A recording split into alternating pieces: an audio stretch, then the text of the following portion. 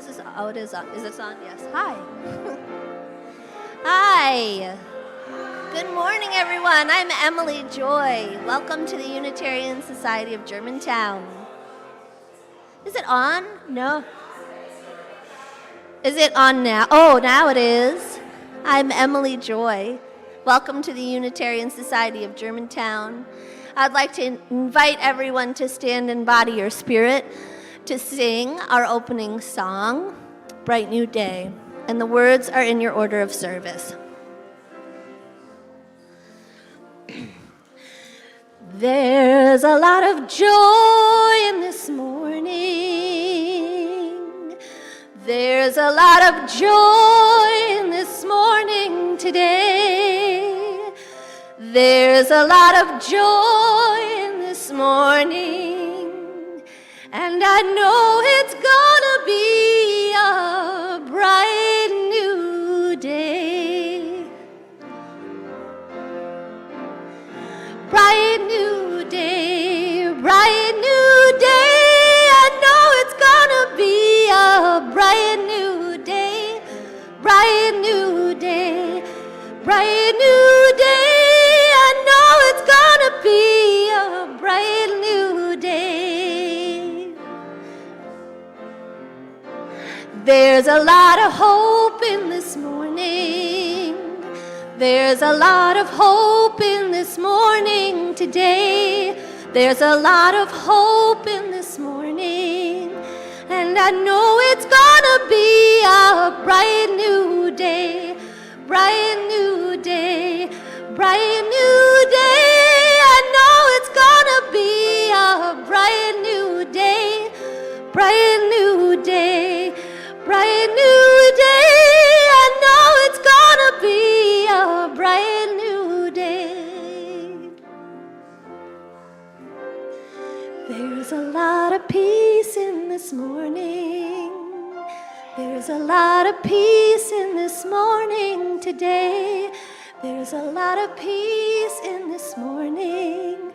And I know it's gonna be a bright new day. Bright new day, I know it's gonna be a bright new day, bright new day, bright new day. I know it's gonna be a bright new day. A lot of love. There's a lot of love in this morning. There's a lot of love in this morning today. There's a lot of love in this morning. And I know it's gonna be a bright new day, bright new day, bright new day. I know it's gonna be a bright new day, bright new day, bright new day. I know it's gonna be a bright new day.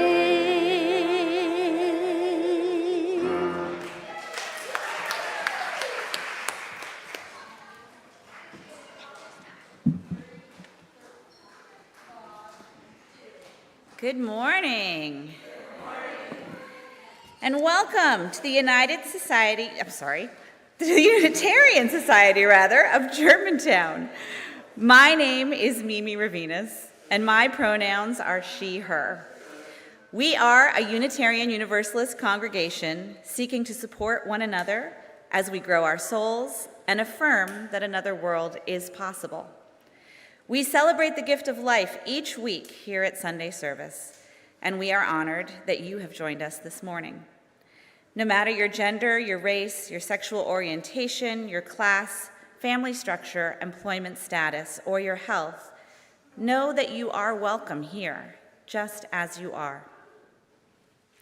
As Unitarian Universalists, we are diverse in our spiritual beliefs. Some of us are atheists, some are agnostics, some believe in God, but all of us put love at the center of our lives.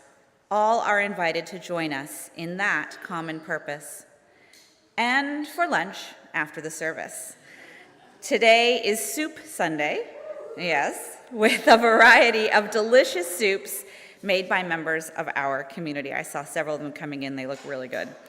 If you are a newcomer or a visitor, we hope you will find your way to, this is not in the right order, so hang tight, to the welcome table, where a lay leader can help answer questions or set you up with a name tag.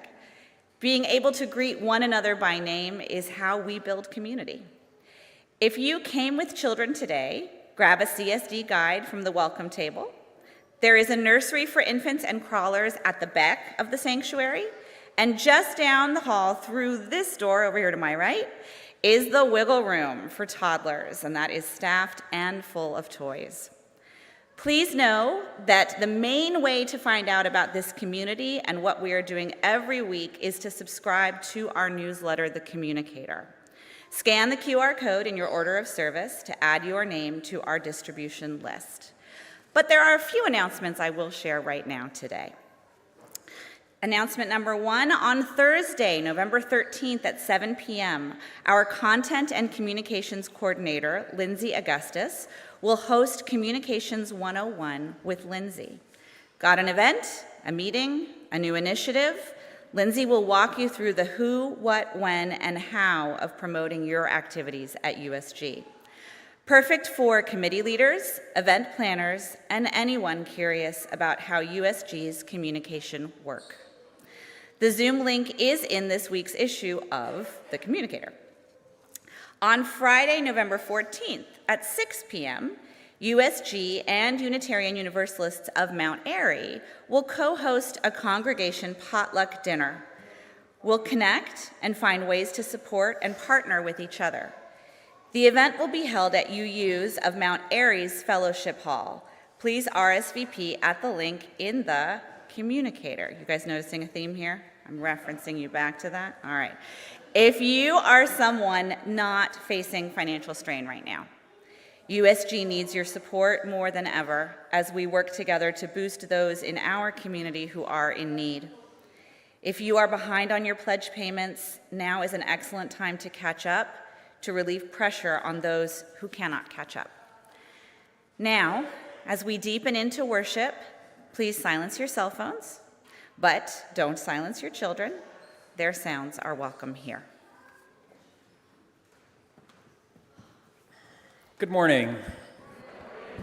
My name is Stearns Matthews. My pronouns are he, him, and I have the pleasure of serving this community as its Director of Music Ministries. Our call to worship today is by Jason Cook, and it's called The Great Teachers in Life. We are seekers on a quest to discover truth and meaning. Sometimes we think we've found it, wrapped up, glimmering with newness, straight off the intellectual assembly line. All the answers right here for us, and others if they'd only listen. But truth has a way of coming in disguise, sometimes wearing rags and sometimes finery, but so often cloaked from our immediate sight. And sometimes that which we have rejected, that which we have let go of, or decided was only for others but not us, can be our teacher. Let our time of worship be an acknowledgement of the never-ending journey toward truth and meaning, and our appreciation of those we learn from along the way. It's good to be together this morning. Welcome.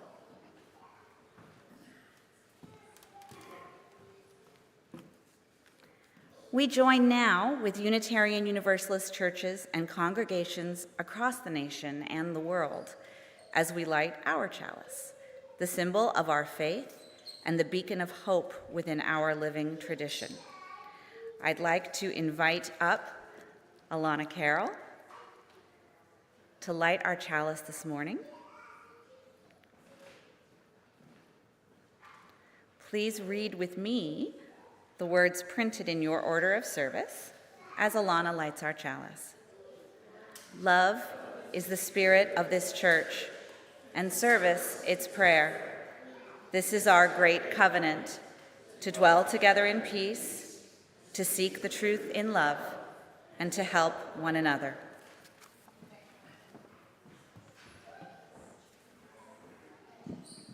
It's a very exciting day for me because Mom and Dad are gone. Reverend Hannah and Zoe are both gone.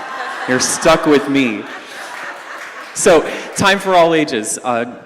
Kids, want to come up?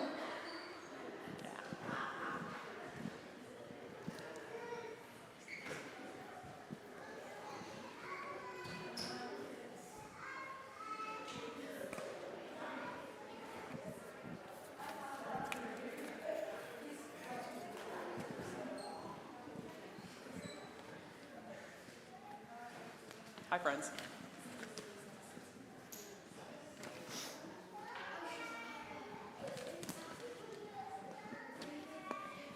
So I have some signs to show you guys. And actually, can I have a volunteer, maybe an older kid, who would hold these up really high and show them to the grown-ups? Yeah. Awesome. So you hold them nice and high so the grown-ups can see them too. Okay. So I have some signs, right? You guys know what this is, right? What does it mean? It means stop, right?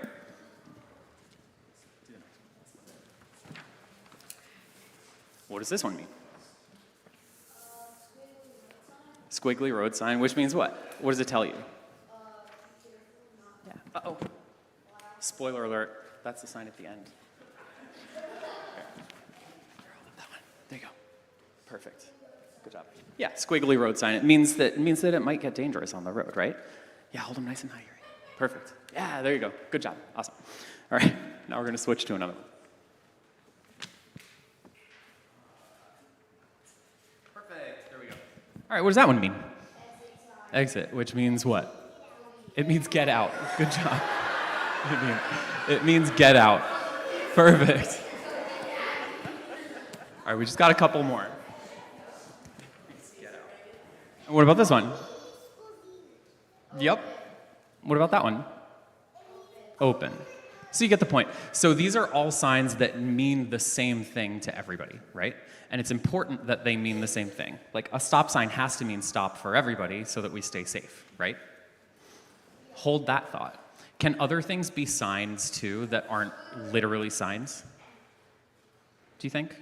Grown-ups, you're allowed to help too if you want to. Yeah. Like what, Arthur? What do you think? What about like a rainbow? Could that be a sign?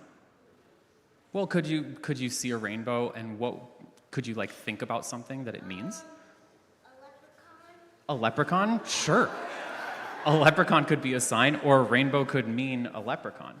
So my point is, there's two different kinds of signs that we're talking about. We're talking about like these signs that people make that mean the same thing to everybody. Then there's other signs that I might like see the color red a lot in one day and go, what might that mean to me? Red means stop. So maybe in my head I go, what do I need to stop today when I see all that red? Yeah. What? It means I have to stop seeing red. That's probably right.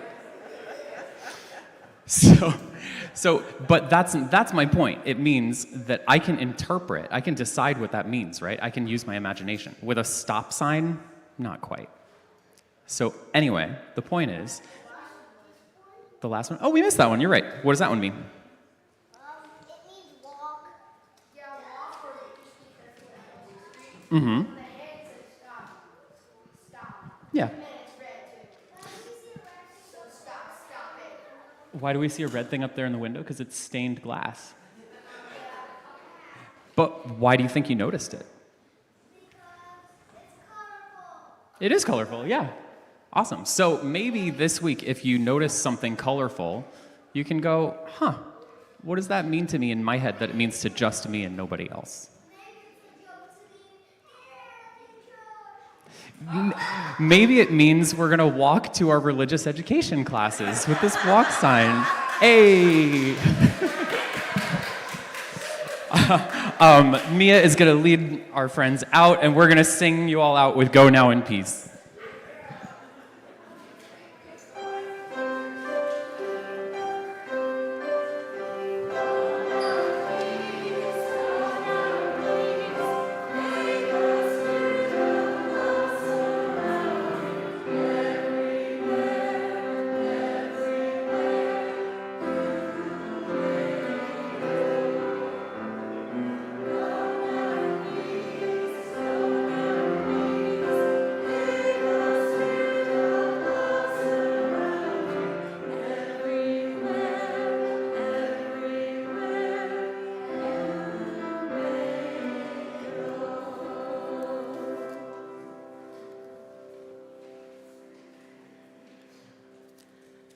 I don't know if I can top that.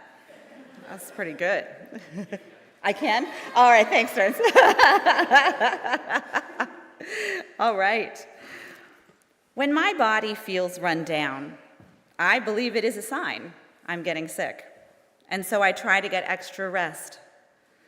When my child becomes short-tempered right around midday, I believe it is a sign she is hungry, and so I suggest she eat. When my phone gives me a low battery indicator, I know it is a sign I will soon be cut off, and so I charge it or let it die, depending on my hopes for the day. Signs are all around us, and when it comes to these, physical, emotional, electronically programmed, my relationship to signs is pretty simple. I either notice them or I don't. I choose to heed them in some way or I don't. Simple. But that is not the case for me with all signs. When I was a child, a great deal of weight was given to signs of a less clear nature. My parents, young flower children living in Southern California in the 1970s, looked to signs from the universe for guidance on all kinds of things. In later years, this would be reinforced by step-parents with similar leanings. As a child, what meaning did I make from watching this? Well, my therapist and I are still untangling that. But here's some of what I've gathered. As a child, I believed that the universe would send me signs when I needed to learn something. I also terrifyingly believed that if I didn't figure that learning out quickly, the universe would send me more and bigger signs until I did. I learned to be confused about who was or wasn't responsible and who was or wasn't accountable for life choices. I also learned to believe in something much greater than me. At times in my life, it felt like every unusual event was a potential sign, and that I was somehow responsible and accountable for all of them, even while being in control of none of them. At other times, I've lived on the complete opposite side, trusting only in myself and what I can objectively observe. Let's take today, for example. I am the worship associate today because that made sense on various calendars. Stearns picked this topic for today for whatever reasons he did. Is the fact that this is my worship associate topic a sign from the universe telling me I need to explore it again? Or might I have felt equally connected to a different topic on a different Sunday? I don't know the answer. I don't think I ever will. I do know that it is up to me to choose how to engage with these signs. And for now, I choose to see them as invitations. Invitations to reflect, to challenge myself, and to maybe dance with the divine. Some invitations I will eagerly open. Some I will reluctantly open. Some I will choose not to open. And some I might not even notice I've received.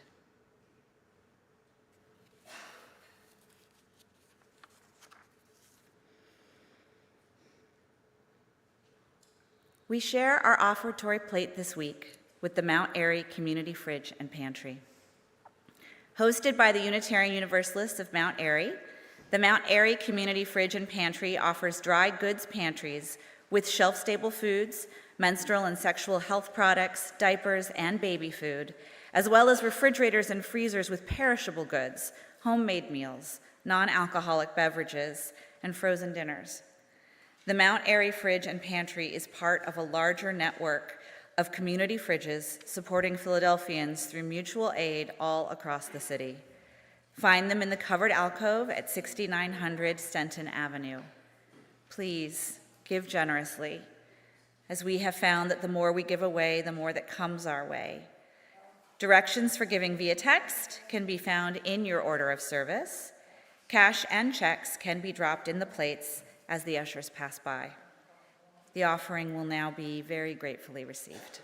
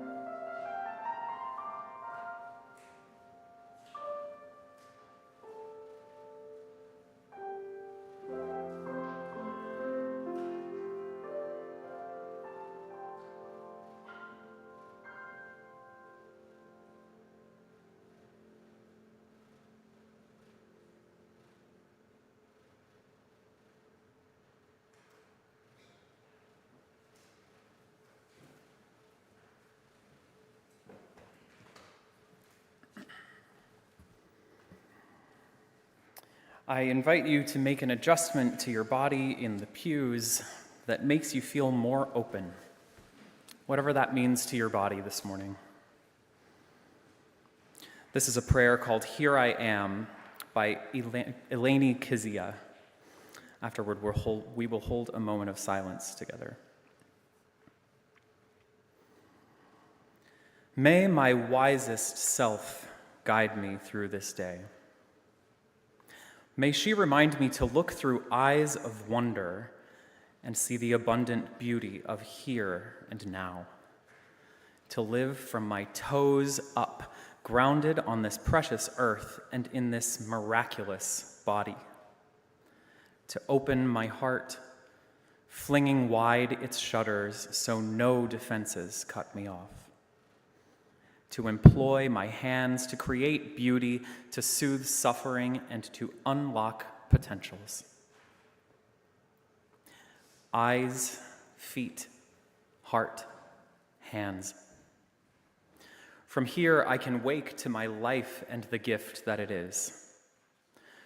From here, I can move through my day with simple ease. From here, I can spread love and compassion. From here, I can mend the world. May I be in harmony today with the current that flows through all, and may I be a faithful expression of this sacred source. Here I am. Amen.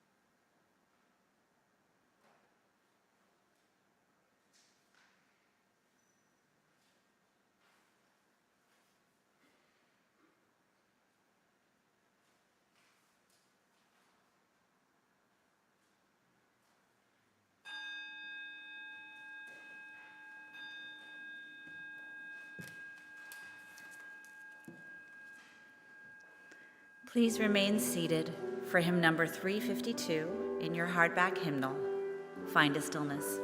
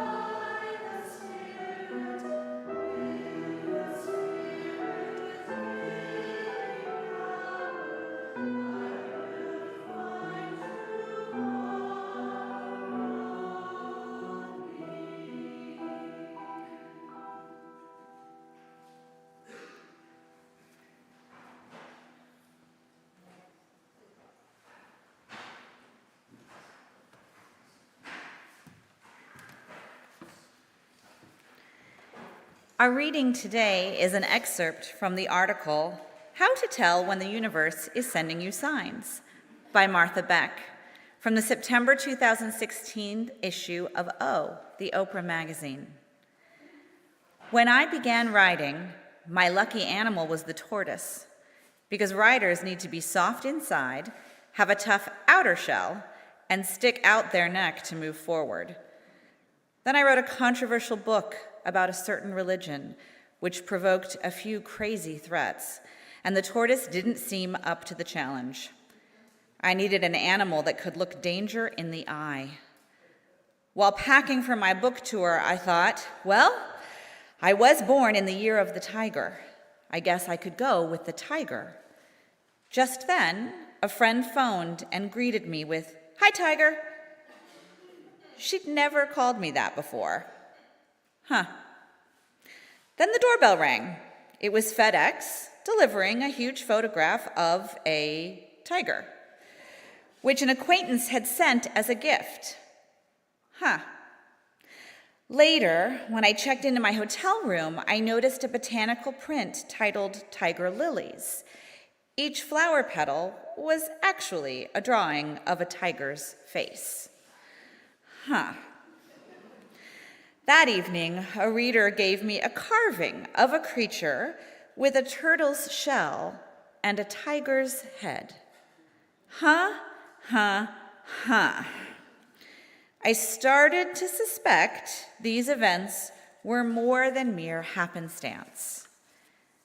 Maybe you're rolling your eyes right now, like a friend of mine who wants to retire the word miracle from the English language and replace it with goddamn coincidence. Or maybe you're a crystal-toting, Birkenstock-clad mystic who sees angels in your grilled tofu. I'm somewhere in between. I assume most coincidences are pure chance, but I find some so improbable that I can't believe we're living in a completely random universe.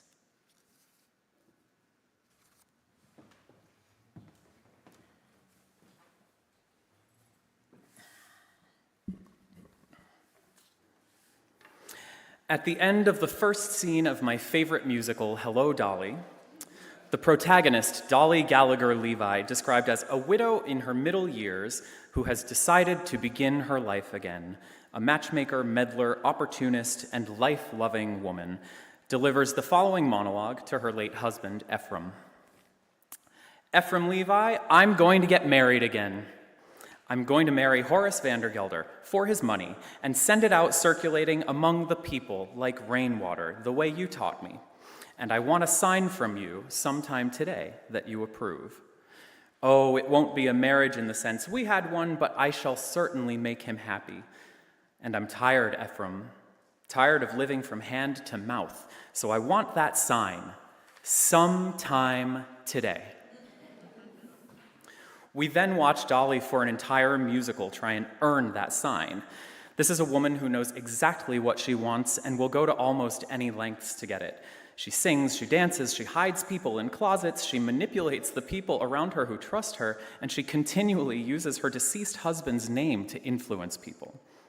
Her bond with Ephraim was so solid, so deep, that she's afraid to give herself to another person until she feels that she's been let go by Ephraim. She asks for, demands, a sign from him to prove it. She says she's not making a move without his go-ahead. Later, as evening approaches and Dolly has seen no sign from Ephraim, she talks to him again. This time she's a bit less harsh, less demanding. She figures she'll catch more flies with honey, maybe. Ephraim, let me go. It's been long enough, Ephraim. Every evening for all these years, I've put out the cat, I've locked the door, I've made myself a little rum toddy, and before I went to bed, I said a prayer thanking God that I was independent, that no one else's life was mixed up with mine.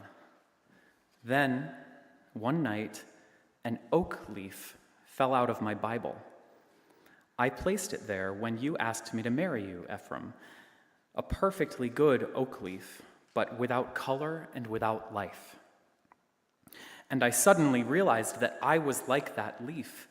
For years I had not shed one tear, nor had I been filled with the wonderful hope that something or other would turn out well.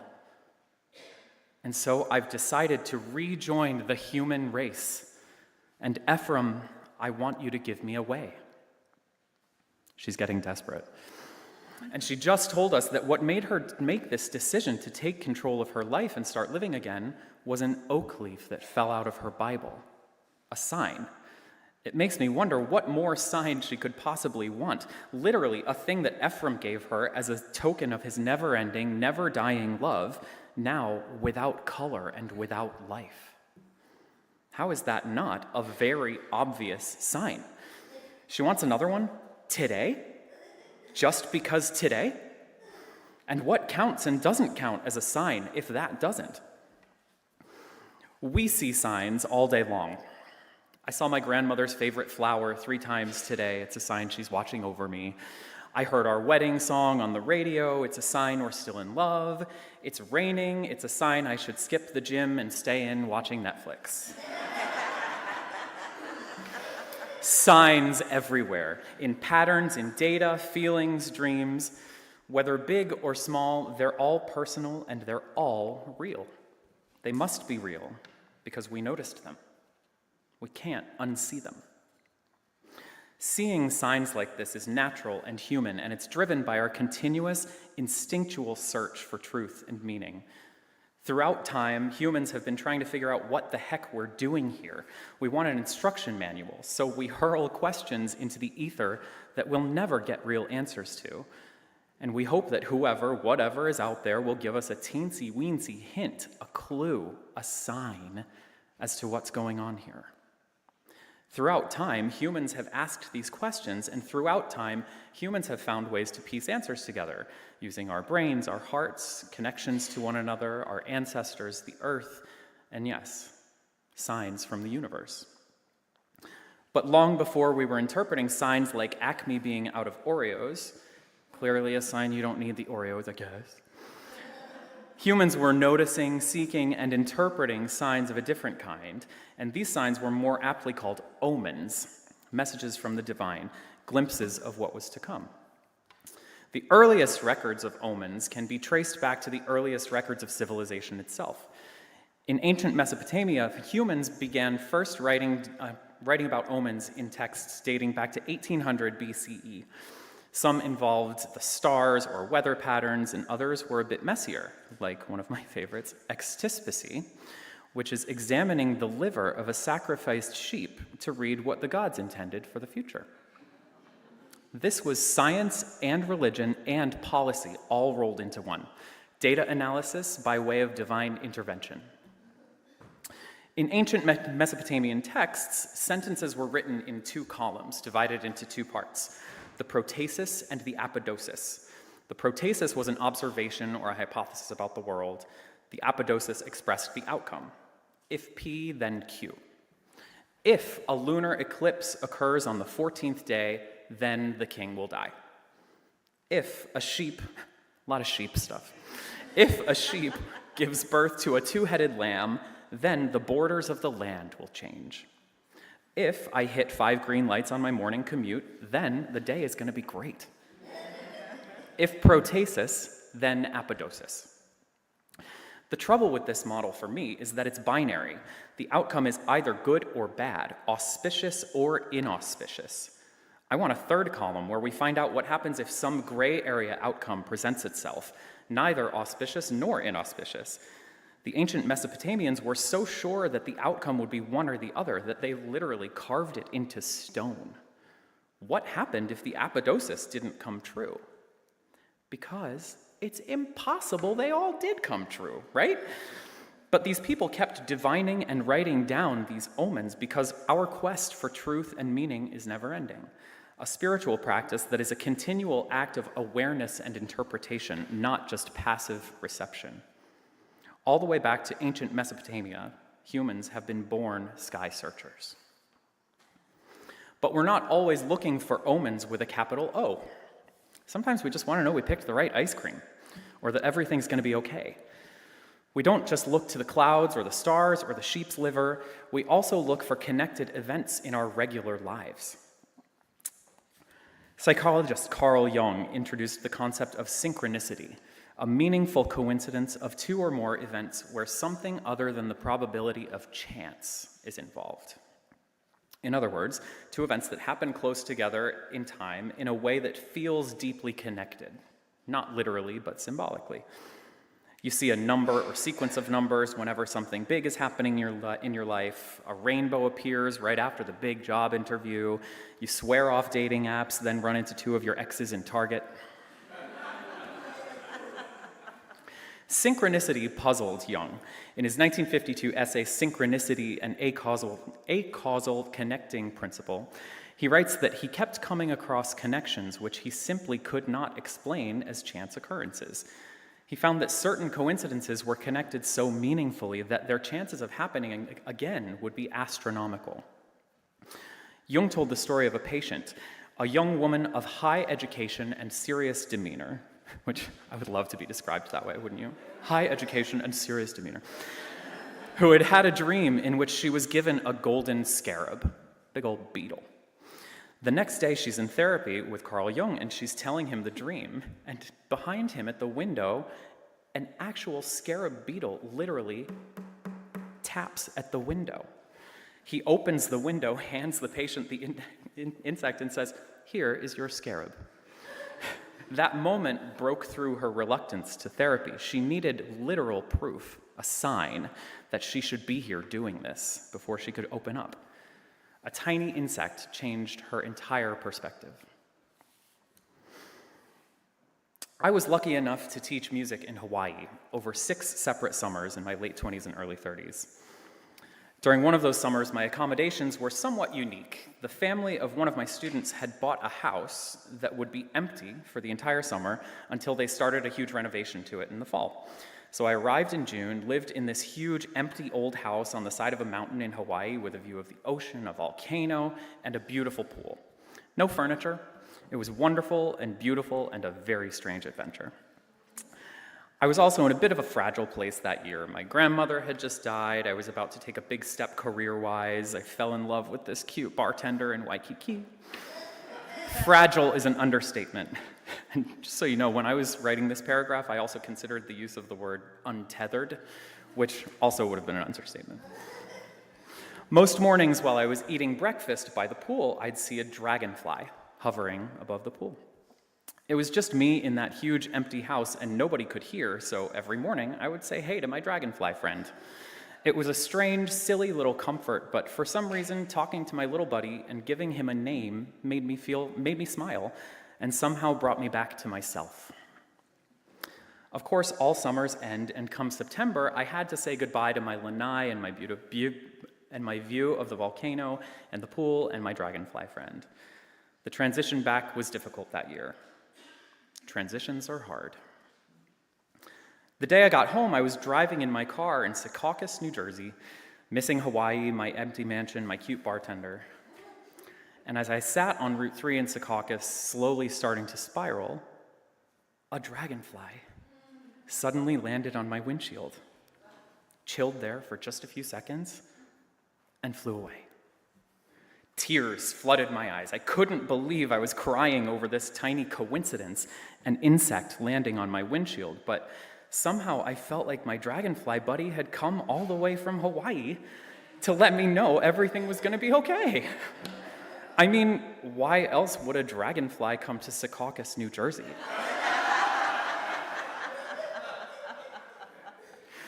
2 years later, I was back in Hawaii, in the same house. The family had moved in, and they were going to be away for the summer, and they moved in fancy furniture and limestone floors and a brand new pool, and so I went and lived there.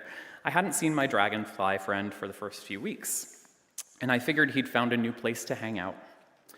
Then, one day, I was floating on my back in the pool, eyes closed, and I opened my eyes, and right above my head was the dragonfly. There was my friend. I shouted his name and exclaimed, "You came back!" So dumb. I launched right back into talking to him like we hadn't lost any time at all. Together again. And then I continued to see him every day that summer above my pool. I know it was probably multiple dragonflies. I know that. There were times that I saw 2 or more at once over the pool, and I even saw my friend getting busy with a romantic partner once or twice. I know there was more than one, but they are all my same little friend to me, who found me during a time when I wasn't feeling so hot. When I then researched dragonflies a bit more, it was both a surprise and no surprise that the ideas they represent would resonate so deeply with me. Dragonflies are older than dinosaurs, and across a variety of traditions represent a change in perspective, transformation, coming of age. Dragonflies work smarter, not harder. They're iridescent. They can turn on a dime. Dragonflies spend a very small fraction of their life in their adult form as we know them, and so they make the very best of every moment they can. They have almost 360-degree vision, so they never miss a sign. Their wings, one of the embodiments of their superpowers, are gossamer thin and can tear easily. Talk about wearing your heart on your sleeve. I will never forget the moment when that dragonfly landed on my windshield in Secaucus, or when I shouted his name with glee when he came back to the pool in Hawaii. To this day, every time I see a dragonfly, I greet him by name and feel lucky that I saw my buddy that day. I haven't told you the name that I gave him. Well, the first day I started talking to him, eating my cereal on the lanai, not thinking too much about it, I grabbed any old name out of the air. Pete. I was wondering what that reaction would be. In my mind, it was more of a hushed, but it's okay, you did fine. For those of you who don't know, I have a son named Pete, and he's often buzzing around here like a dragonfly on Sunday mornings. It never even occurred to me that we had named him after my dragonfly friend until he was almost a year old. And at that point, I felt like I grabbed this special secret that I had known my entire life.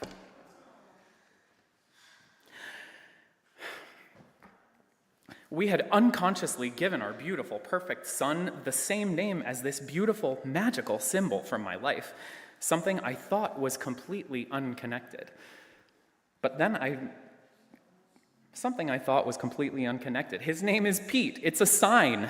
It felt like the ultimate sign. But then I realized these occurrences were not unconnected. And the common thread in this string of events wasn't dragonflies, and it wasn't the name Pete. It was me. I spotted the dragonfly the first day over my pool. I started talking to him. I named him Pete. I noticed him on the windshield in Secaucus. I see him now everywhere. I wear a dragonfly necklace every day. And 9 years after seeing him for the first time, I named my kid Pete. And now I make the human Pete, who is not yet 3, sit through National Geographic videos about dragonflies all the time. Because I want him to understand what moves me so much about these primordial, genius, transcendent creatures. How my relationship with them has shaped my life. How I have shaped my own life because of my relationship to them. Friends, maybe somebody is sending us signs from beyond, and maybe they're not. Unfortunately, we're on this side of that two-way mirror, so it really doesn't matter why a sign appears or where it comes from. It matters what you do next. Signs often feel like motivation, inspiration, activation from external sources. But the only thing that can truly motivate, inspire, activate you is you. Your big, beautiful brain and your boundless human imagination are already equipped to interpret the signs that appear to you. And the best part is that every single one of them is private, personal, and means exactly what you make it mean. Signs are real. Dignify them. Experience them. Own them. Act on them. In the closing scene of my favorite musical, Hello, Dolly, it's the next morning, and Dolly still hasn't seen the sign from Ephraim. But what we, the audience, have seen is that she has gone to extreme lengths to orchestrate her and others' destiny. She has sung, danced, she's hidden people in closets, she's manipulated people who trust her, and she's continually used her deceased husband's name to influence people. In 24 hours, she has effectively married off everyone in the cast except herself and the man she set her sights on. Dolly is alone again on stage, giving a slightly moralistic monologue about money and its relationship to our happiness. She ends her speech, "As my late husband Ephraim Levi used to say, money, pardon the expression, is like manure. It's not worth a thing unless it's spread around, encouraging young things to grow." Anyhow, that's the opinion of the second Mrs. Vandergelder, which reminds me, Ephraim, I'm ready for that sign. The scene goes on, and Mr. Vandergelder does propose to Dolly, but she resists. She hasn't seen her sign. Just then, a wallpaper hanger enters the shop, who Vandergelder has hired to redo his upstairs bedroom. Dolly is astonished to learn that the penny-pinching Vandergelder would go to the expense, to which he replies, "I know the old paper isn't worn out yet, but that fella's just set up in business and needs a good start.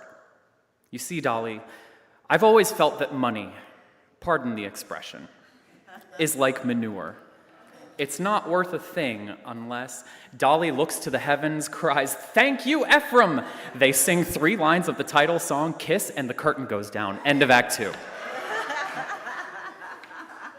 The point of the show is Dolly taking control of her life, rejoining the human race. But she wouldn't do it without a sign. She didn't know what it would be. She knew she'd know it when she saw it.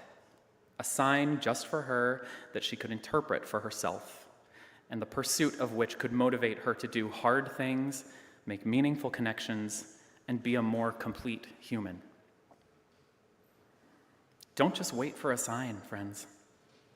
Your human desire to understand gives you the power to divine your own signs from the universe, from the earth, from your own heart.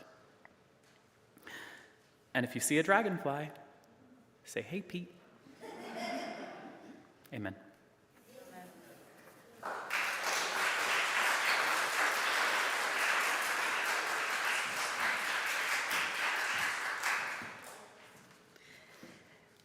Please rise in body or spirit for our closing hymn, number 298 in the hardback hymnal, "Wake Now, My Senses."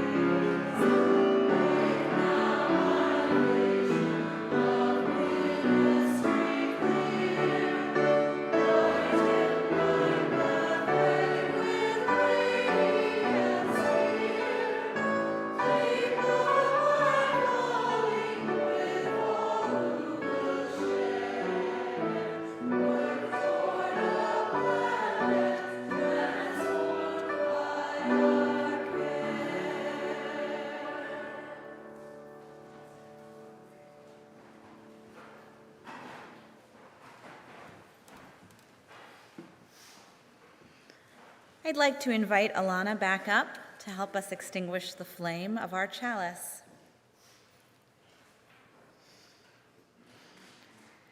Please join me in saying the words printed in your order of service. We extinguish our chalice, but the flame remains in us as we live into the mission of this congregation, building beloved community with compassion, service, and empowerment. Thank you all for being here this morning. Number one, I did so many different things today, and usually I play a little something at the end so that you know it's over. I'm not going to play that. I'm just going to tell you it's over today. Friends, Ralph Waldo Emerson said, "The invariable mark of wisdom is to find the miraculous in the common." I pray that you find the miraculous in the common all day today, and all day tomorrow, and all day every day this week and always. Thank you so much. Enjoy the soup.